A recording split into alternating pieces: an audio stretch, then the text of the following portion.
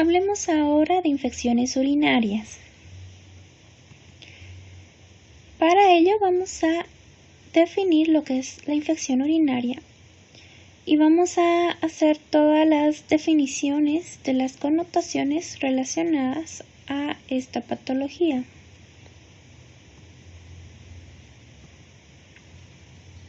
Podemos entender la infección urinaria como una invasión, colonización y multiplicación de gérmenes en el tracto urinario, cuya tríada son manifestaciones clínicas típicas, piuria y bacteriuria. Necesitamos distinguir diferentes tipos de infección urinaria que se pueden presentar en nuestro paciente pediátrico, entre ellas la pielonefritis aguda, que es el compromiso bacteriano agudo del parénquima renal. La cistitis es una infección localizada en la vejiga.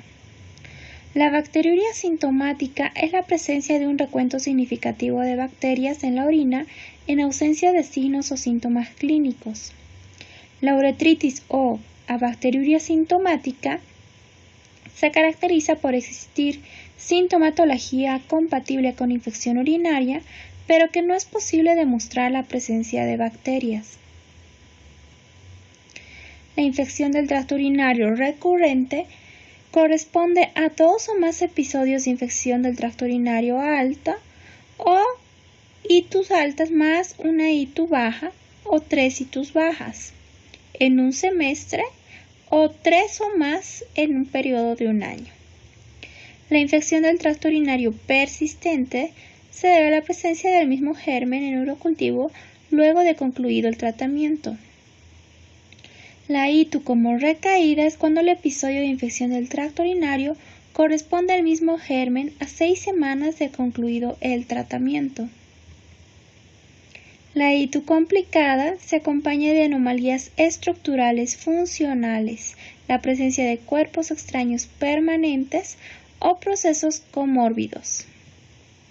Y la ITU atípica puede estar asociada a un cuadro febril severo con un flujo urinario disminuido, masa abdominal o vesical presente, alteraciones de la creatinina, septicemia, respuesta antibiótica inadecuada a las 48 horas de iniciado el tratamiento y cuando la causa de la infección del tracto urinario es otro germen distinto a la Escherichia coli. Respecto a la epidemiología, podemos decir que el 3 al 5% de niñas desarrollan infección del tracto urinario, muy diferente en relación a la proporción del sexo masculino, que corresponde al 1%. Se dice que durante los primeros 4 a 6 meses son los más frecuentes. En este periodo suele desarrollarse con mayor frecuencia las infecciones del tracto urinario, con una proporción de 4 a 5 por cada caso. A partir de los 3 años es más frecuente en el sexo femenino, con una proporción de 10 a 1.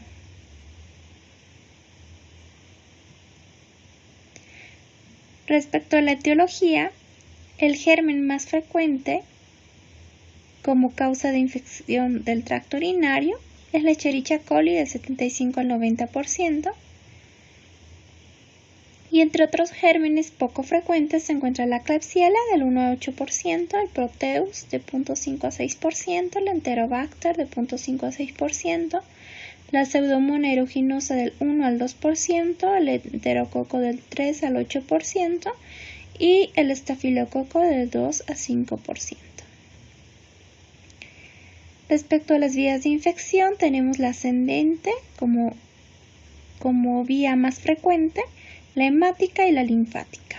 Ascendente, las bacterias después de colonizar el ano, la uretra distal o la vagina pueden invadir la uretra proximal y la vejiga. La hemática es poco común y suele observarse en bacteremia por Staphylococcus aureus o por Candida. La linfática, la transmisión directa de bacterias desde órganos adyacentes, se produce en casos poco usuales. Respecto a la patogénesis, la mayor parte de las infecciones del tracto urinario suelen presentarse más allá del periodo neonatal como resultado de una infección ascendente.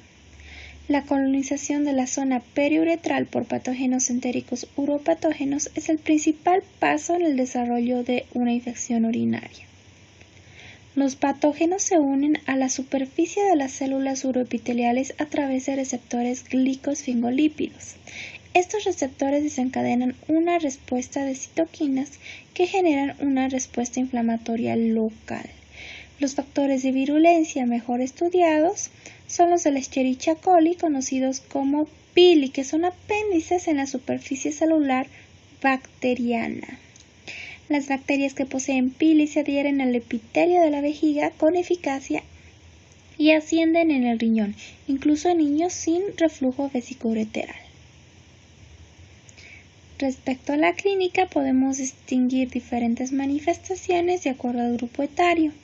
Entre los recién nacidos y los primeros 2 meses puede presentar clínica como de hipotermia, irritabilidad, vómitos, diarrea, somnolencia, ictericia, rechazo a la alimentación y sepsis. De los 2 a los 2 años, fiebre, vómitos, dolor abdominal, irritabilidad, peso estacionario y orina fétida. De los 2 a los 6 años, disuria, polaquiuria, urgencia miccional, fiebre, vómitos, dolor abdominal y enuresis. De los 6 a los 12 años puede existir disuria, polaquiuria, fiebre, tenesmo, orina fétida, enuresis y dolor lumbar. Podemos distinguir en 2 grupos las infecciones de riesgo o complicadas y las infecciones de bajo riesgo o no complicadas.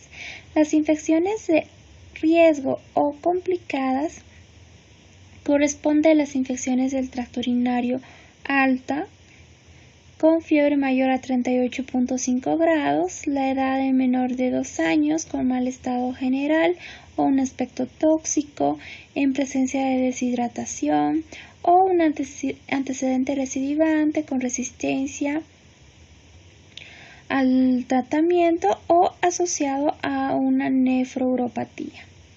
Puede también existir leucocitosis con cifras elevadas de reactantes de fase aguda. Respecto a las infecciones de bajo riesgo o no complicada, corresponden a las infecciones del tracto urinario bajas, afebriles o con temperatura menor a 38.5 grados centígrados, edades mayor a 2 años, un síndrome miccional,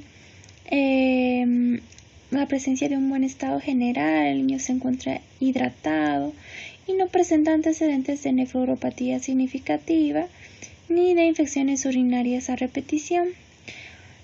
Puede existir poca o nula afectación de reactantes de fase aguda. ¿Qué laboratorios debemos solicitar en casos de que sospechemos de una infección urinaria, por ejemplo, alta? Se deberá pedir una biometría hemática con la finalidad de buscar la presencia de leucocitosis y neutrofilia. Respecto a los reactantes de fase aguda, la velocidad de eritrosedimentación, que se encuentra mayor a 3 milímetros en la primera hora, y la proteína C reactiva mayor a 20 miligramos por mililitro. La procalcitonina también puede estar alta en 0.5 miligramos litro. Y solicitamos también un sedimento urinario. ¿Cómo debe ser tomada la muestra de orina?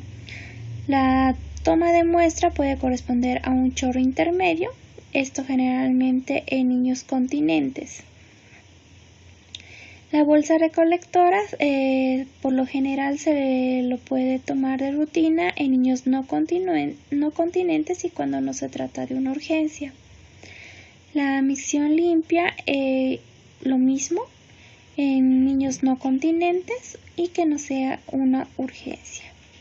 En caso de que nos urja obtener una muestra de orina, deberemos tomar con un aseo previo de la región urogenital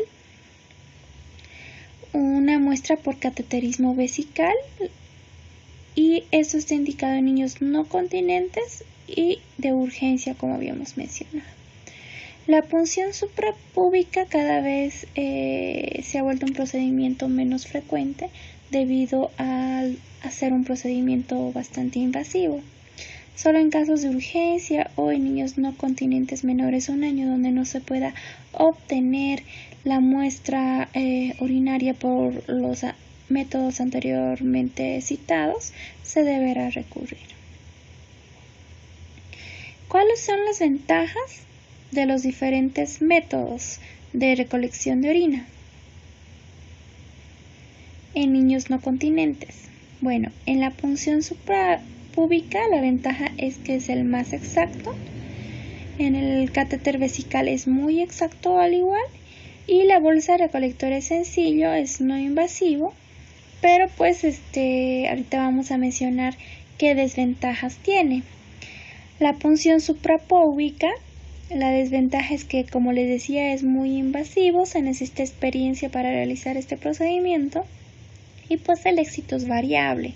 Por otro lado, el catéter vesical sí es invasivo, puede haber riesgo de trauma uretral como de contaminación, por eso es muy importante la técnica de antisepsia con la cual se vaya a realizar este procedimiento. Y la bolsa recolectora tiene una muy alta tasa de contaminación, exploraciones adicionales innecesarias, molestas, con riesgo de alto coste. ¿Cuáles son las indicaciones de la punción suprapúbica cuando se vaya a pedir un ureanálisis, un frotis, un urocultivo, el catéter vesical lo propio, y la bolsa recolectora cuando se vaya a hacer un uroanálisis y también el urocultivo? Siempre y cuando se debe tomar en cuenta que la colocación de la bolsa recolectora máximo después de haber sido instalada tiene una duración de 20 hasta 30 minutos para evitar que se contamine si es que dura más de este tiempo. Entonces, cuando hacemos un examen general de orina se debe valorar muchas cosas, tanto macroscópicamente como microscópicamente. Respecto a lo macroscópico, el olor generalmente está dado por el amoníaco, que es una sustancia degradada por los microorganismos que se pudieran encontrar en la orina. El aspecto que nos está hablando de una infección urinaria es que sea un aspecto turbio, blanquecino, que se debe a la presencia de piuria. Es muy importante también saber el pH urinario, si este se trata de alcalino o ácido, porque nos puede hablar del tipo de germen que puede estar produciendo la infección urinaria. La colonización de gérmenes degradan la urea y pueden producir modificaciones en el pH urinario. La proliferación en la orina de bacterias por lo general producen acidez. Respecto a los nitritos, puede deberse a una colonización o a la presencia de una infección bacteriana. Y los gram negativos reducen los nitratos a nitritos. En el sedimento urinario buscaremos si hay presencia de hematíes en más de 5 unidades por campo, la presencia de leucocitos más de 10 por campo, la presencia de cilindros leucocitarios o bacterianos o fúngicos. Ahora bien, respecto a la esterasa leucocitaria, se ha visto que es sensible en el 83%, con una especificidad del 78%. La presencia de nitritos tiene una sensibilidad menor del 53% y una especificidad más alta que corresponde al 98%. Se ha visto que asociando estos dos factores, tanto la esterasa leucocitaria con la presencia de nitritos, aumenta la sensibilidad hasta un 93% y la especificidad corresponde alrededor del 72%, con un valor máximo hasta el 91%. La presencia de sedimento, como son los leucocitos, tiene una sensibilidad del 73% con una especificidad del 81%. La presencia de bacteriuria corresponde a una sensibilidad del 81% con una especificidad similar del 83%. Si tomamos en cuenta la asociación de la esterasa leucocitánea más nitritos más bacterias, aumenta aún más la sensibilidad hasta el 99.8%. Sin embargo, la especificidad no incrementa, se encuentra alrededor del 70%. ¿Qué exámenes debemos solicitar? Pues dependiendo del tipo de infección urinaria, la recurrencia, la edad y algún otro factor de riesgo más, podremos solicitar alguna ecografía de vías urinarias, cistoretrografía miccional seriada, la gammagrafía renal con DMCA,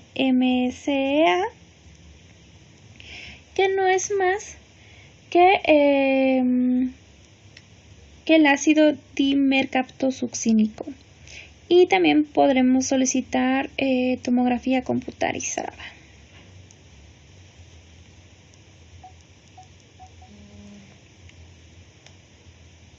Ahora bien, ¿cuándo están indicados estos exámenes?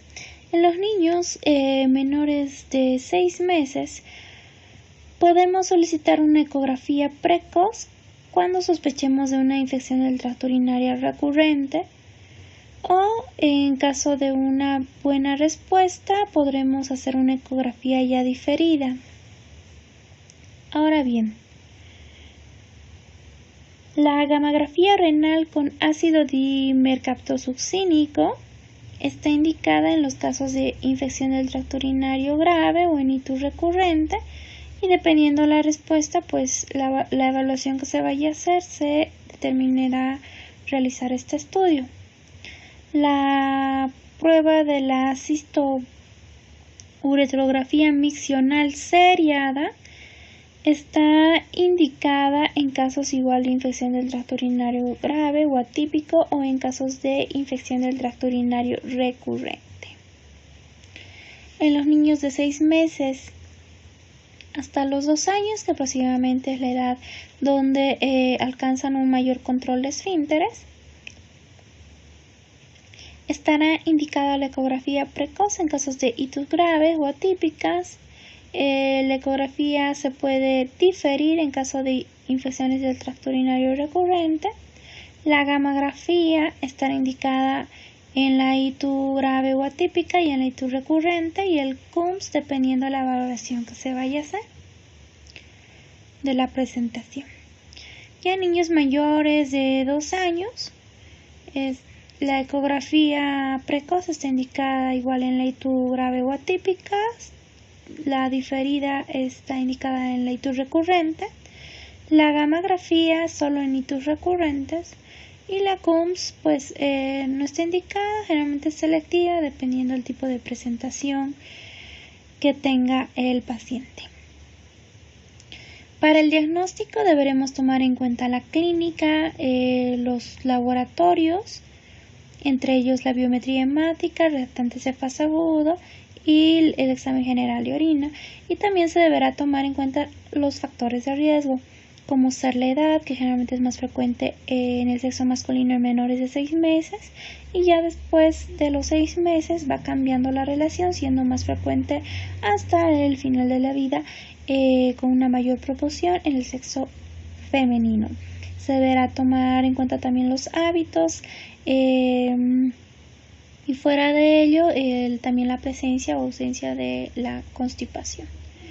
Al final, el diagnóstico definitivo, el cual estándar, está dado por el urocultivo. Dependiendo del tipo de método que nosotros nos basemos para la recolección de orina, y dependiendo del resultado del examen que vayamos a pedir, como en el caso del urocultivo, vamos a determinar mayor probabilidad de desarrollo de la infección urinaria. Por ejemplo, la punción suprapúbica se dice que tiene infección urinaria cuando existen más de 100 unidades formadoras de colonias. Por lo general se dice 1 o más en gram negativos o mayor a 1000 o 5000 en gram positivos. Por cateterismo vesical, cuando están por encima de 50.000 es muy probable, cuando está por encima de 10.000 es probable, de 1000 a 10.000 posible y menos de 1000 improbable. La bolsa recolectora, cuando está por encima de 100.000, decimos que es probable el desarrollo de la infección urinaria. Respecto a la micción voluntaria, se dice que mayor a 10.000 es probable, menor a 10.000 es improbable, mayor a 100.000 igual es probable en niñas, de 10.000 a 100.000 es posible y menor a 10.000 es improbable. ¿Cuál debe ser el tratamiento en lactantes menores de 3 meses? De elección, cuando se trata de una infección urinaria alta, se podrá asociar ampicilina gentamicina, ampicilina 100 mg kilogramo día cada 6 horas y gentamicina de 4 a 6 mg kilogramo día cada 24. La alternativa puede ser dada también por ampicilina cefotaxima. Esta última a una dosis de 150 mg kilogramo día. Posteriormente se pasará a vía oral si existe una buena respuesta clínica en ausencia de obstrucción del flujo urinario y si se conoce la sensibilidad antibiótica del microorganismo causal. La duración total de la infección urinaria alta variará de 10 a 14 días. En mayores de 3 meses con afectación moderada grave, de elección se puede usar la gentamicina de 5 a 6 mg kilogramo día, valorando siempre la función renal. La alternativa es la cefotaxima, la ceftriaxona y la cefuroxima. La duración al igual es de 10 a 14 días. En mayor de 3 meses con afectación leve, las opciones son por vía oral, cefixima de 8 a 10 mg kilogramo día, cada 12 o cada 24 horas.